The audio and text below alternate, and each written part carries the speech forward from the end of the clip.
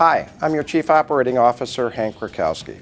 To all the employees of the ATO, I'd like to say thank you for getting us to where we are today. And for those of you just joining the ATO now and joining the FAA, welcome.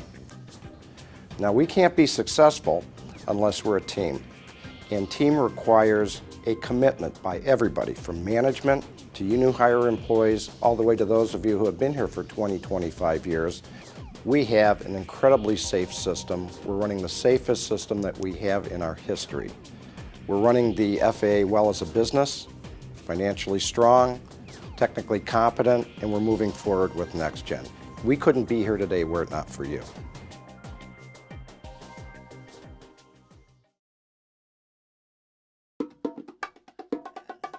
In sunny San Diego, there's a rapid response team at the Southern California TRACON. Anytime, under any condition, these people can fix any problem related to keeping the National Airspace System up and running, even after the sun goes down. Even if it's midnight on a Sunday, we can get the people out there to get the equipment restored in a timely manner. We handle, on average, about 400 to 500 incoming calls a day, probably about double the number of outgoing calls. We dispatch a technician 24 hours a day, 365 days a year. We work with the NAS Defense System. That includes the Department of Defense as well as Homeland Security. We handle emergency response. And what we look for is basically an alarm to show up. And when we see that, we investigate it. We call up that site individually and we look at what it is alarming against, see if it's something we can reset, and we attempt to reset if possible. And if it doesn't restore it, then we're calling a technician out. The capabilities of the Pacific Operations Control Center passed a major test during wide-ranging fires in 2007. And what we did is we worked together with our control centers and ZLA and SCT. Everybody came up on a bridge.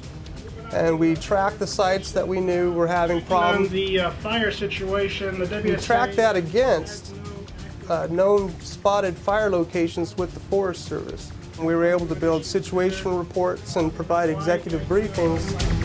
But it's the day-to-day reliability that makes the Tech Ops team at the Southern California TRACON so essential. We really love helping the flying public get from A to B safely. You know, that's what we're all here for.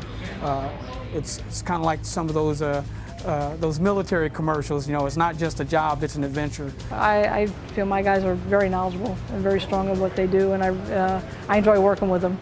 They're all hard chargers.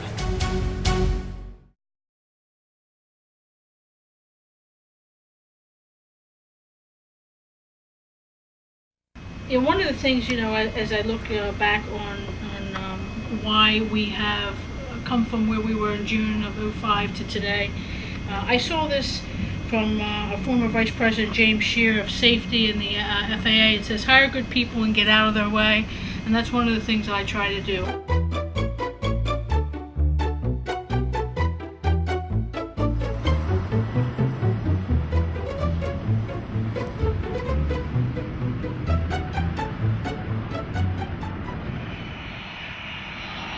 We had a very defining moment back in June of 2005 where we had a very serious surface event.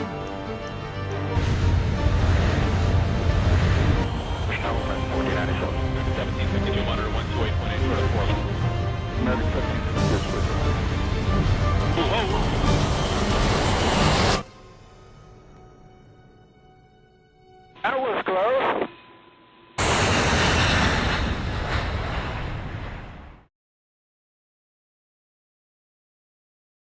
And since that time, we have just made some adjustments and we've just picked ourselves up by the bootstraps and have really gotten to a point where I'm very proud of the people that work here. My style is working with the people, treating them with dignity and respect, which I feel is very, very important in a successful environment.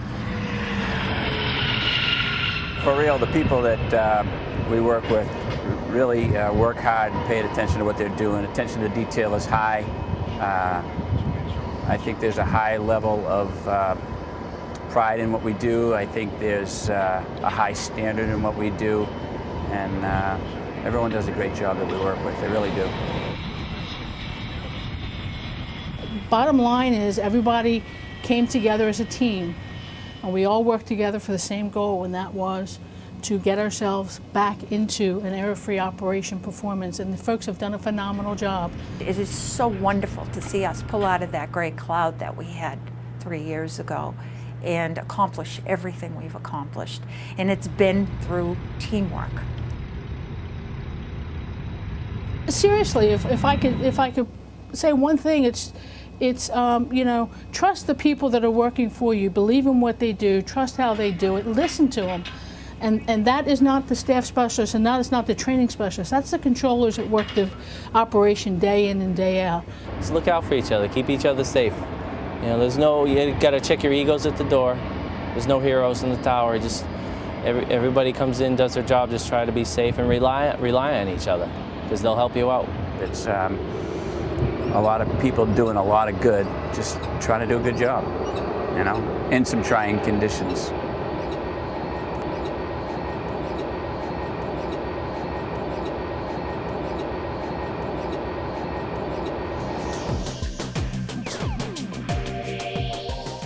We have a lot of work ahead of ourselves.